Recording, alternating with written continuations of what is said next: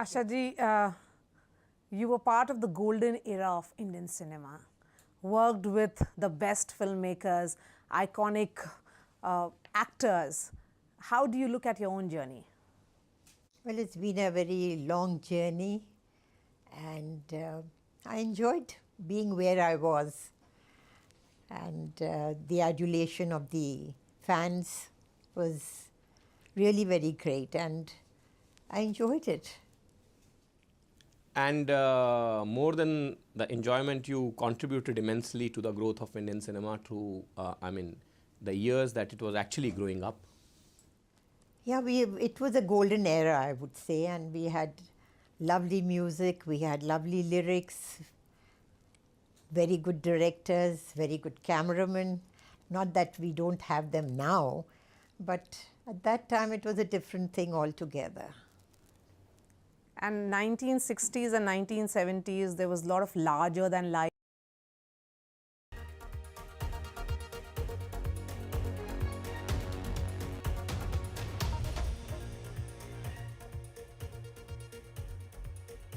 Hello and welcome. You're watching NDTV World. I'm Aditi Bhardwaj, and let's take a look at what's happening around the world. It's the last day of 2024. What's buzzing and what's making the headlines? Let's take a look. A South Korean court has issued an arrest warrant for impeached suspended President Yoon Suk Yeol over his short-lived bid to impose martial law on the country.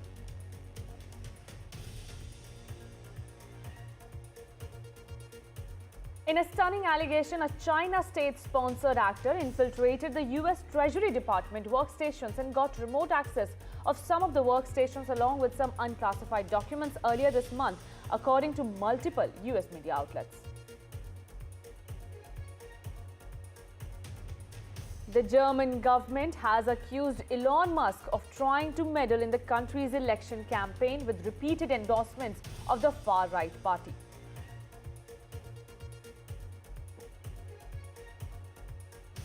And in a big deal, Russia-Ukraine swap prisoners. In the deal that was brokered by the UAE, Russia and Ukraine swap at least 300 prisoners of war.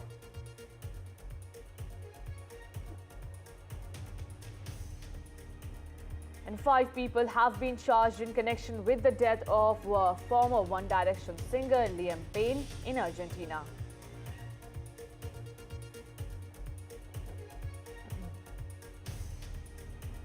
As countdown to New Year begins, the preparations for 2025 are underway across the world. People are ready to welcome 2025 on a high note.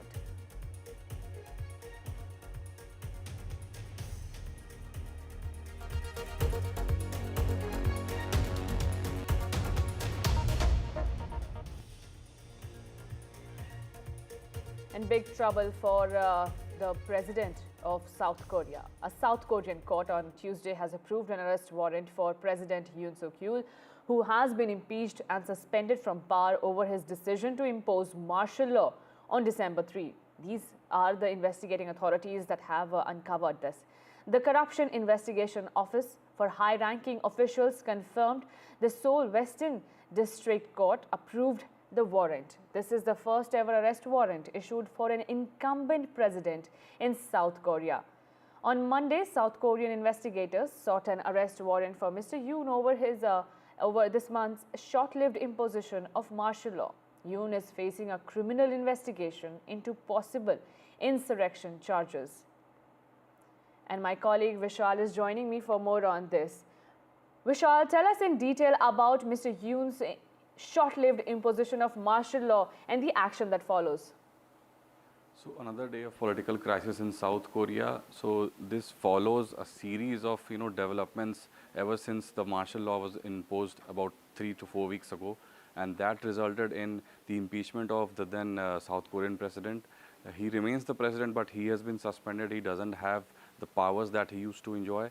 In fact, his successor, the acting president, was also impeached and removed. And the finance minister and the deputy prime minister has taken over as the president, as the acting president of South Korea. So you can see there has been a series of debacles as far as the South Korean politics is concerned, And also in the mix of all this, there was this deadliest South Korean aviation accident that killed about 180 people. So South Korea at the moment has been, deep into political crisis and also some emotional tragedy as well, because a lot of people who were returning from holiday, they were killed.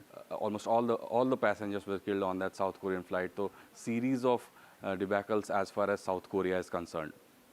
Okay, Vishal, unfortunate news, and now action follows for Yoon Suk Yeol. Thank you so much for joining us with those updates. Now, shifting our focus to a stunning allegation that has come forward. Now, US officials have said that a Chinese state-sponsored hacker has broken into the US Treasury Department's system, accessing employee workstations and some unclassified documents.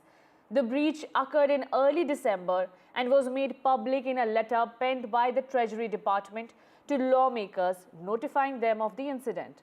The US agency categorized the breach as a major incident and said it had been working with the FBI and other agencies to investigate the impact.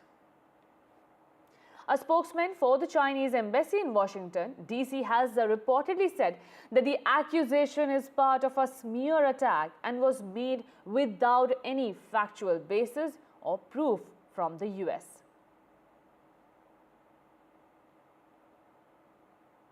Now, a federal appeals court on Monday upheld a $5 million verdict that E. Jean Carroll won against Donald Trump when a jury found the U.S. president-elect liable for sexually abusing and later defaming the former magazine columnist. The decision was issued by a 3-judge panel of the Second U.S. Circuit Court of Appeals in Manhattan. The May 2023 verdict stemmed from an incident around 1996. And in the dressing room, it happened in Manhattan, where Carroll said Trump raped her. And an October 2022 Truth Social post where Trump denied Carroll's claim as a hoax. Though jurors in federal court in Manhattan did not find that Trump committed rape, they awarded former LA Magazine advice columnist $2.02 million for sexual assault and $2.98 million for defamation. A jury awarded E. Jean Carroll a multi-million-dollar payment following a 9-day trial in New York in 2023, where Ms. Carroll said Donald Trump had raped her inside the Bergdorf Goodman department store, an allegation he has always denied. While the jury did not find Mr. Trump liable for rape, it did find him liable for sexual abuse and defamation. Mr. Trump labelled the verdict grossly excessive. In his appeal, the now president-elect cited what he viewed as critical errors by the judge in the case, including allowing the jury to hear testimony from other women who said they had been assaulted by Trump, as well as permitting the jury to hear the infamous Access Hollywood tape in which Donald Trump is heard discussing grabbing women by their genitals. In its ruling, the appeals court said Mr. Trump failed to demonstrate enough evidence to warrant a new trial, meaning the original judgment would stand.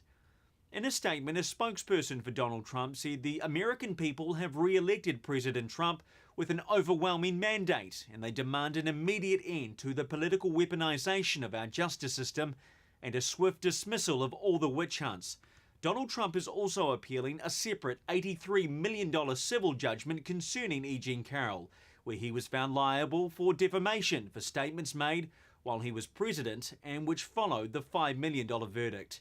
Mitch McCann, NDTV, New York. And now U.S. President-elect Donald Trump has endorsed Representative Mike Johnson to continue on the role of House Speaker, just days before lawmakers are set to decide on who will hold this position. The House of Representatives is scheduled to vote on a speaker on Friday during the first day of the 119th congressional session. Johnson faces some opposition from within his own party after working with Democrats on a bipartisan funding plan earlier this month. Republicans have a slim majority in the House, giving Johnson little room for defectors if he is to remain in the role which he has held since October 2023.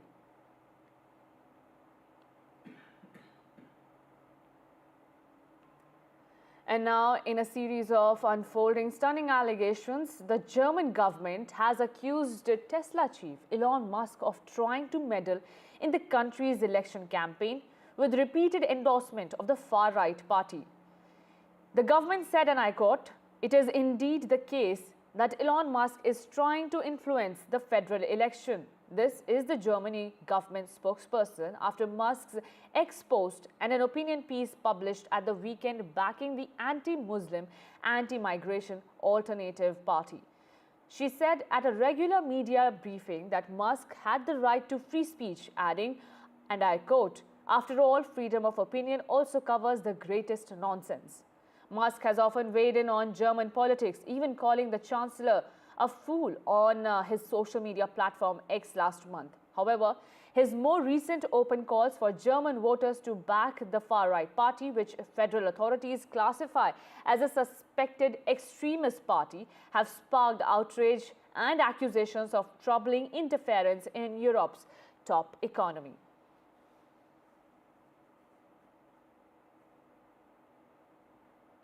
And now, after the deadly crash, South Korea has launched an emergency safety inspection of the country's entire airline operations and a separate check of all Boeing 737-800s after 179 people died in a Jeju air crash involving the aircraft on Sunday. As shocked citizens began a second day of official mourning and flags flew at half-mast, the government said it would carry out the audit of all 101 of the aircrafts in domestic operation, with US investigators, possibly including Boeing, joining the inspection. Now, the man who was appointed South Korea's president 2 days before the disaster said an exhaustive inspection was essential to overhaul the aviation safety system and move toward a safer Republic of Korea. He was speaking as reports emerged that another passenger jet belonging to Jeju Air was forced to return to Gimpo Airport in Seoul shortly after taking off on Monday after an unspecified problem with its landing gear. 그리고 더불어서 아까 B737-800 시리즈가 지금 이제 우리나라에 101대가 이제 운영이 되고 있습니다. 그래서 일단 B737-800에 대해서는 좀 우선적으로 좀 특별 점검을 좀 실시하는 방안을 지금 검토를 하고 있다는 말씀을 드리겠습니다.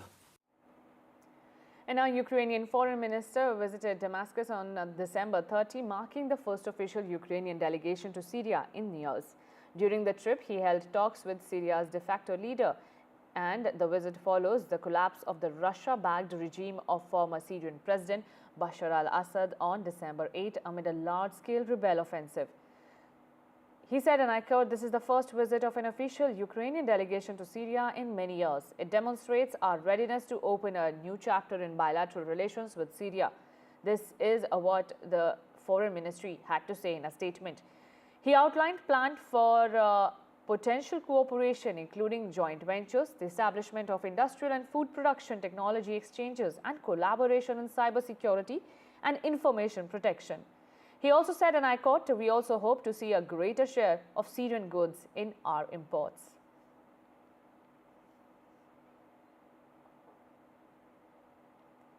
And amid the deadly war between Russia and Ukraine, both the countries have exchanged hundreds of prisoners of war in a deal brokered by the United Arab Emirates.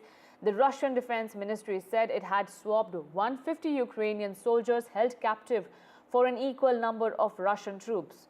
Ukrainian President Volodymyr Zelensky said 189 Ukrainians had returned home. He added that those released included defenders of the other parts in Ukraine.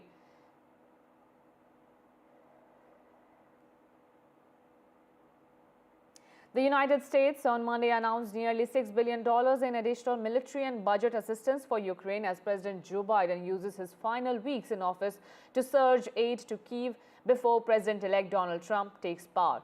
Biden announced $2.5 billion in additional security assistance for Ukraine. Treasury Secretary Janet Yellen said the United States has made available $3.4 billion in additional budget aid to Ukraine, giving the war-torn country critical resources amid intensifying Russian attacks on Ukrainian civilians and infrastructure. Biden's announcement includes $1.25 billion in military aid drawn from US stockpiles and $1.22 billion Ukraine Security Assistance Initiative package, the final USA package of Biden's time in office. Under USAI, military equipment is procured from the defense industry or partners rather than drawn from American stocks, meaning it can take months or years to arrive on the battlefield.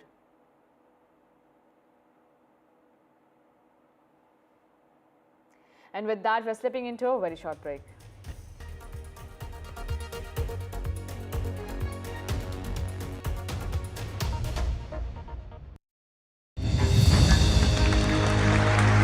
I now request the Honorable Prime Minister to launch NDTV World and address the summit. It was the grand launch of NDTV World by Prime Minister Narendra Modi. NDTV World, as he laid out his vision for the India century at the NDTV World Summit. ऐसी सदी जिसमें भारत के प्रयासों से दुनिया में स्थिरता आए, In the presence of those who are shaping our future. मेरी तरफ से आपको ढेर सारी शुभकामनाएं हैं. NDTV World, your new home for global news is here. From interesting tech startups to industry-leading companies, politics, sports, culture, curry, cricket. Oh, there's so much to talk about. Like me, if you too thrive on interesting conversations, this is a show you cannot miss. Watch this space to know more about all matters and all people that make Britain what it is today. Out of Britain, with me, Radhika Iyer.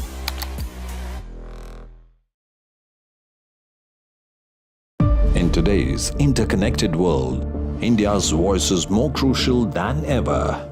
When India speaks, the world listens. At NDTV World, we are that voice, bringing you intelligent and insightful news from India and beyond. From geopolitics and diplomacy to economic shifts, migrations, tech disruptions, and the stories of our diaspora. We cover the news that shapes our global future. NDTV World, your new home for global news is here. Actor of the Year. By the way, my dear friends, you know, probably I am one of the first ones in the history of NDTV to have this rare, proud honor of announcing and honoring as in the place of a real hero to a reel of my own movie, Shrikant. Without a further ado, with great admiration, love and due respect, the best actor of the year goes to Shri Rajkumar Rao. Please come on to the stage. Ladies and gentlemen, Rajkumar Rao's versatility, dedication to meaningful cinema, and consistent delivery of powerful performances continued in 2024. His recent roles in Shrikant, Mr. and Mrs. Mahi, Stree 2 and Wiki Vidya Ka Wo Wala video showcases his deep commitment to his craft, often transforming himself physically and emotionally to suit the character's demands, making Rajkumar Rao the NDTV Actor of 2024.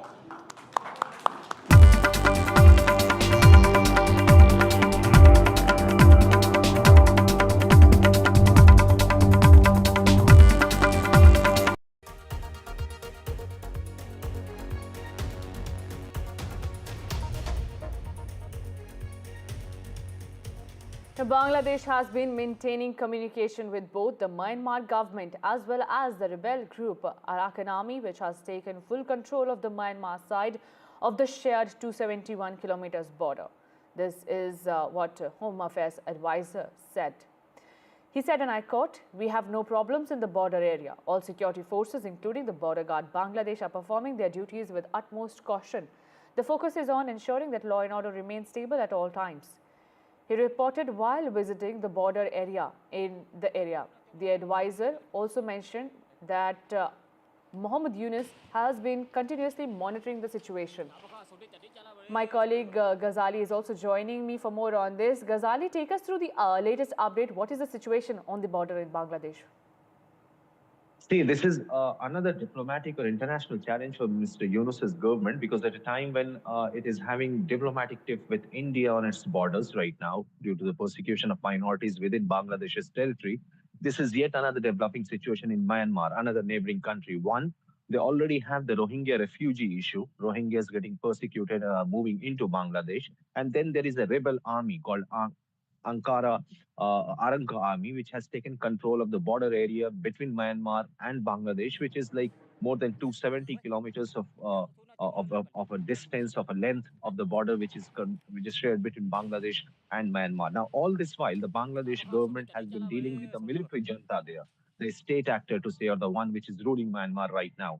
But now Bangladesh had, for all this while, Bangladesh had never been in communication with this non-state actor, the Aranga army, and now they have taken control of the situation. So it is the internal pressure is going on, Mr. Yunus, to also deal with this non-state actor before it starts taking maximum areas around the border, though it has already taken control of it, and it has now started impacting the fishing sector in Bangladesh, because mortar shells and firing is being reported from that particular region. And that is exactly what the Foreign Affairs Advisor yesterday said, that though situation is in control, but it is also very volatile right now, because on one side, the Rohingyas influx continues to be inside the Bangladesh. It continues to come into the Bangladesh. The refugees are coming in while the situation is still violent, and is still what needs to be done, or Bangladesh will have to initiate communication or say negotiation with that rebel army as well. Right. Thank you so much, Mohammed Ghazali, for joining us with this update.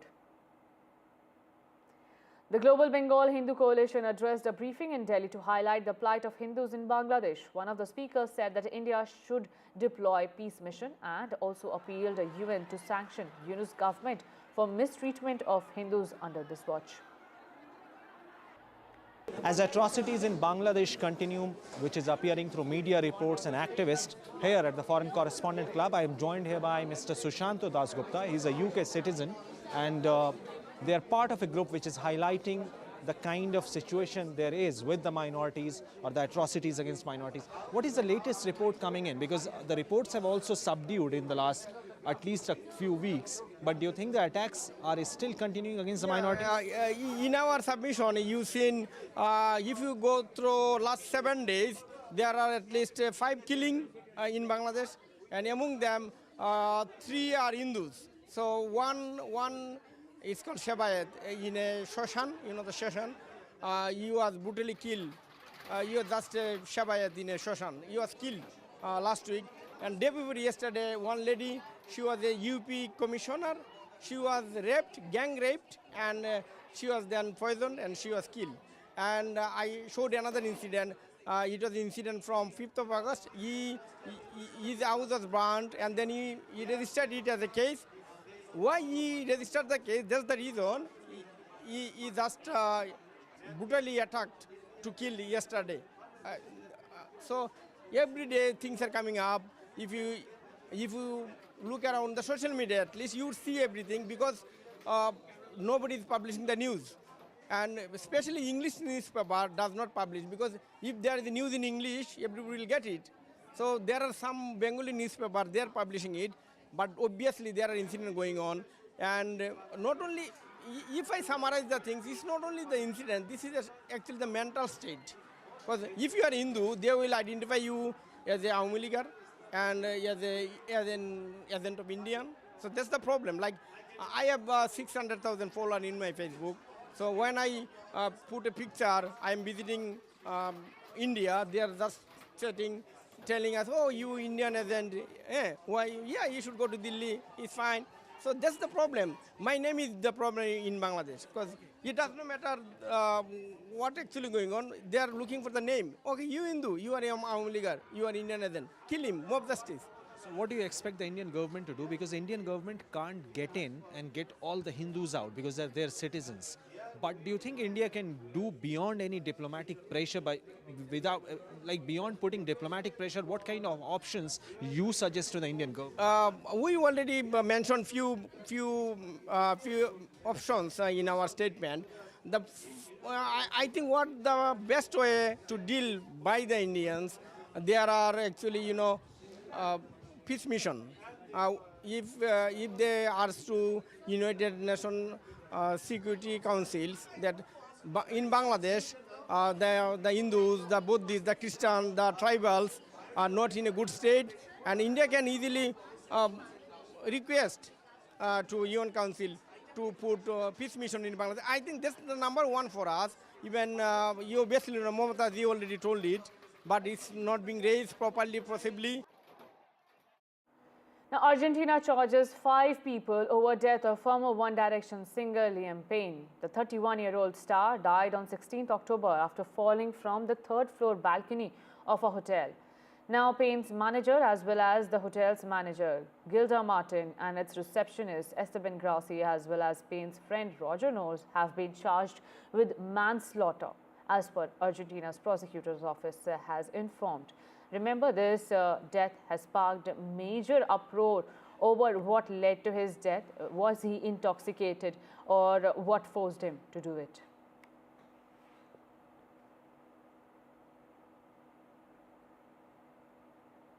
Now, 17 men convicted in the Pelico mass rape trial have appealed the verdict, according to the police prosecutor's office in the French city of all 51 men on trial were found guilty of rape or sexual assault when the trial concluded earlier this month. Pellicot organized for more than 50 men to visit his house in the southern French village and rape his then wife, who he habitually drugged with a sedative over a period spanning nearly 10 years.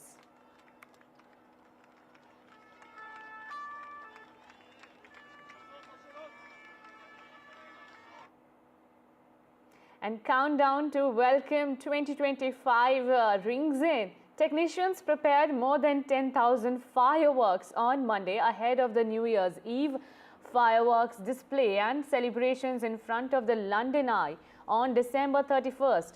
12,000 fireworks are being prepared on barges for the UK's official display in London.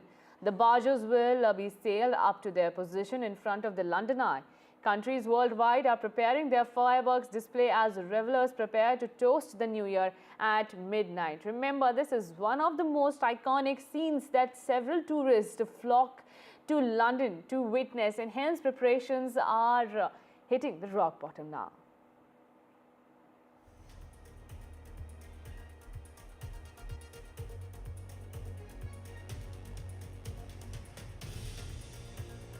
And with that, it's a wrap from my side on this News World edition. Stay tuned to watch more updates and live stories coming up right after the break in The Breakfast Show.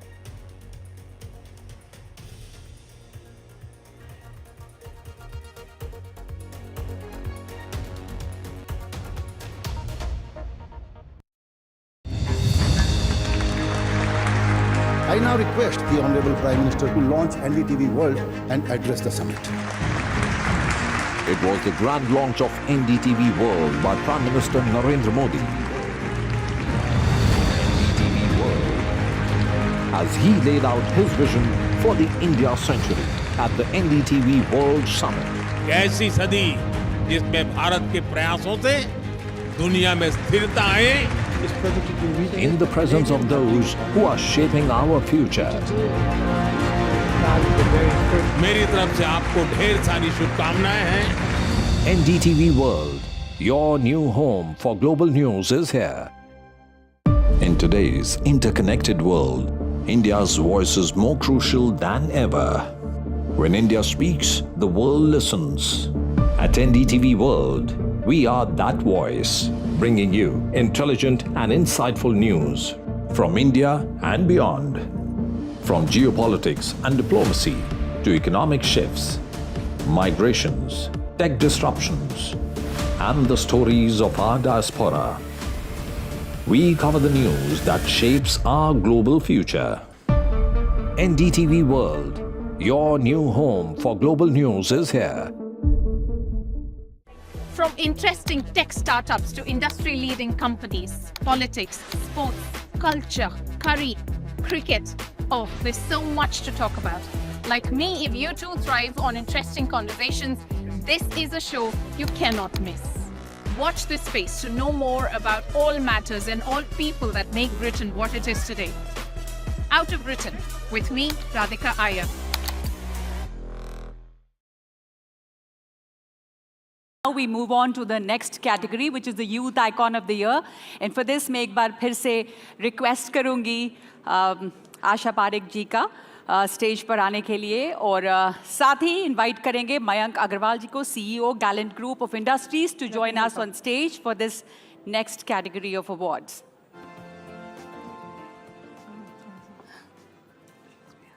Ananya Pandey. Congratulations, Ananya. And Ananya Pandey, actor, is getting this award for her advocacy work on combating cyberbullying, growing achievements in the film industry, and strong influence on social media. And that's what makes Ananya Pandey NDTV Youth Icon of the Year 2024. She represents a blend of modern values, relatability, and a commitment to meaningful causes.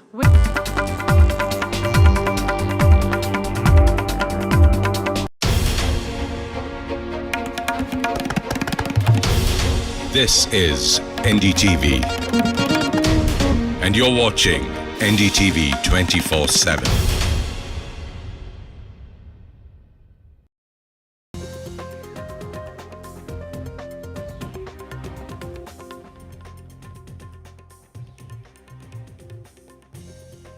Supreme Court's deadline on Dhaliwal ends today. It will resume hearing the contempt plea against Punjab government, in which it was ordered to shift him to a hospital. However, farmers stand by Dhaliwal at Kanori border, where he is protesting. A fast unto death has been announced by the farmer leader, who has been ailing, and it has been over 35 days.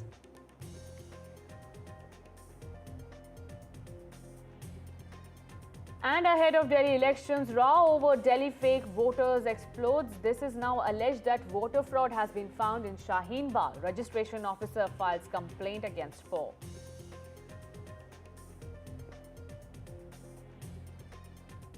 Formula E scam in High Court today. BRS working president KTR seeks quashing of plea against him in the Formula E case, in which he faces money laundering charges.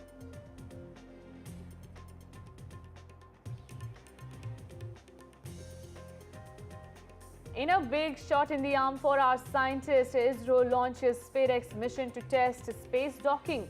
Both satellites have been deployed. This is a new milestone in space for our Indian scientists. The docking will be completed on January 7th.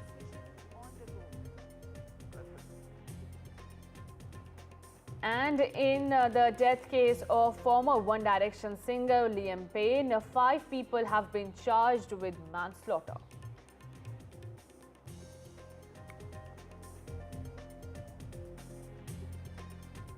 Tesla CEO Elon Musk has dubbed the H-1B visa system as broken and said that it needs a major reform, days after vowing to go to war to defend the system, which is used to allow foreign skilled workers to work in the US.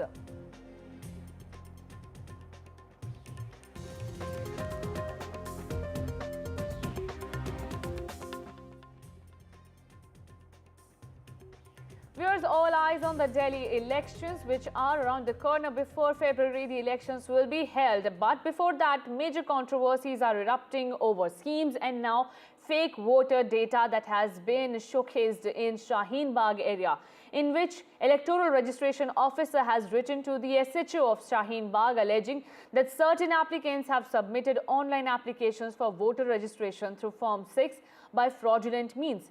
These applicants have uploaded false documents which have been tampered with in support of their applications. An FIR has been requested to be lodged against the applicants, and the police investigate the matter to determine the extent of their